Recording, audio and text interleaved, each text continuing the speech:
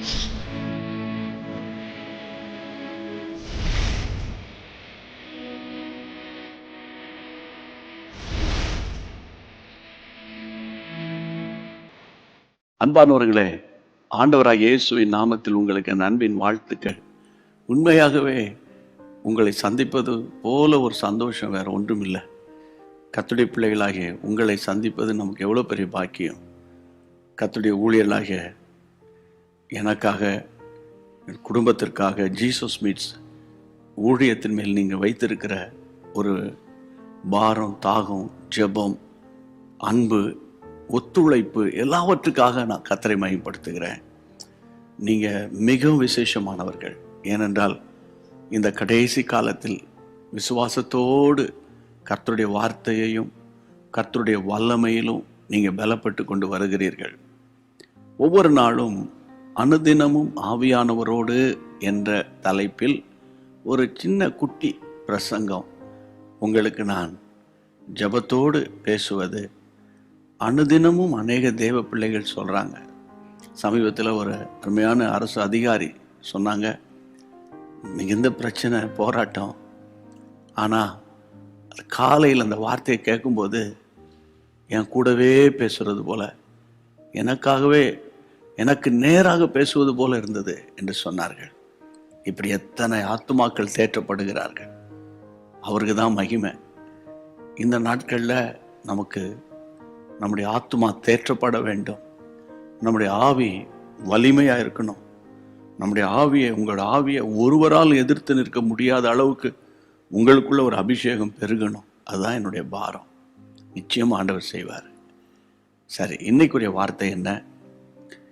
ஏசாயா 59:21 சொல்லுகிறது, உன் வாயிலிருந்தும் உன் சந்ததியின் வாயிலிருந்தும் உன் சந்ததியினுடைய சந்ததியின் வாயிலிருந்து நீங்குவதில்லை. ஆமேன். ஆண்டவருக்கு ஸ்தோத்திரம். என் அன்பு தேவனுடைய பிள்ளைகளே, இந்த வார்த்தை உங்களுக்கு நேராக வருகிறது என்பதை மட்டும் மறந்து போகாதீங்க. இன்றைக்குரிய வார்த்தைக்கு தலைப்பு என்ன தெரியுமா? உங்களை விட்டு நீங்காத ஆவியானவர். உங்களை மட்டும் இல்லை, உங்கள் சந்ததி. உங்கள் சந்ததி மட்டும் இல்லை, உங்கள் சந்ததியின் சந்ததி. அப்படின்னா உங்கள் பிள்ளைங்க. அதுக்கு பிறகு தேவனுடைய வருகை தாமதிக்குமானால் உங்கள் சந்ததி, உங்கள் பிள்ளைகளின் பிள்ளைகள் வரைக்கும் ஆண்டவர் நீங்கவே மாட்டார்.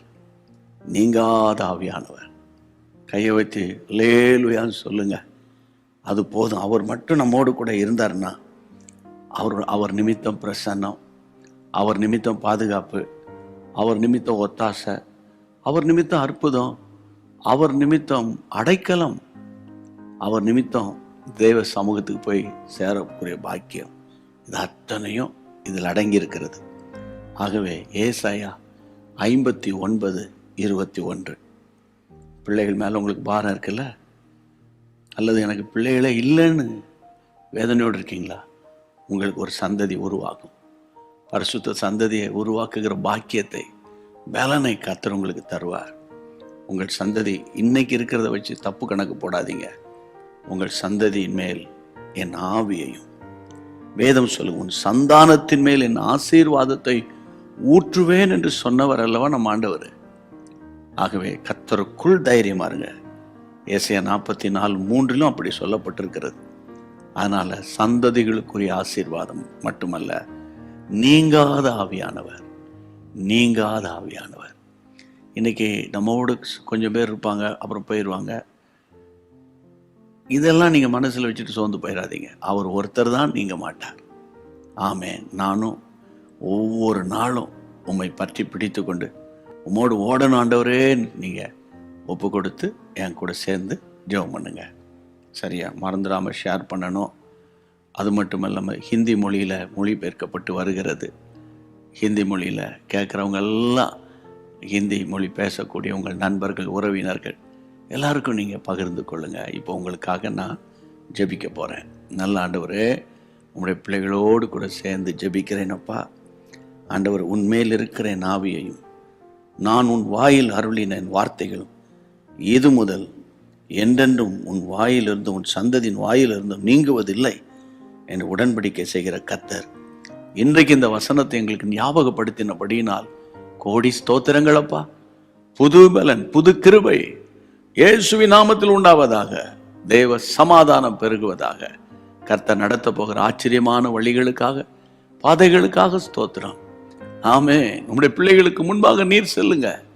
எதிரடையாக இருக்கிற போராட்டம், பிரச்சனைகள்லாம் முடிவுக்கு வரட்டும். நம்முடைய பரிசுத்தன் உள்ள நாம மகிமைப்படட்டும். இயேசுவின் நாமத்தில் ஜெபம் கேளும் பிதாவே, ஆமேன். கர்த்தருக்குள் சந்தோஷமா இருங்க. கர்த்தருக்குள் திடமனதா இருங்க. தேவன் உங்களுக்கு முன்னே செல்கிறார். மீண்டும் சந்திக்கலாம். God bless you. அன்பான தேவனுடைய பிள்ளைகளே, இச்செய்தி உங்களுக்கு மிகுந்த ஆசீர்வாதமாக இருந்ததென்று நாங்கள் நம்புகிறோம். தொடர்ந்து எங்கள் செய்திகளை கேட்டு கர்த்தருக்குள் ஆசீர்வதிக்கப்பட ஜீசஸ் மீட்ஸ் மினிஸ்ட்ரீஸ் என்கிற எங்கள் யூடியூப் சேனலை சப்ஸ்கிரைப் செய்யுங்கள். மேலும் உங்கள் ஜெப உதவிக்கு எங்களோடு நீங்கள் தொடர்பு கொள்ள வேண்டிய தொலைபேசி எண் 9841252836 மற்றும் 7299546363. Email gpsrobinson@hotmail.com. கர்த்தர் உங்களை ஆசீர்வதிப்பாராக.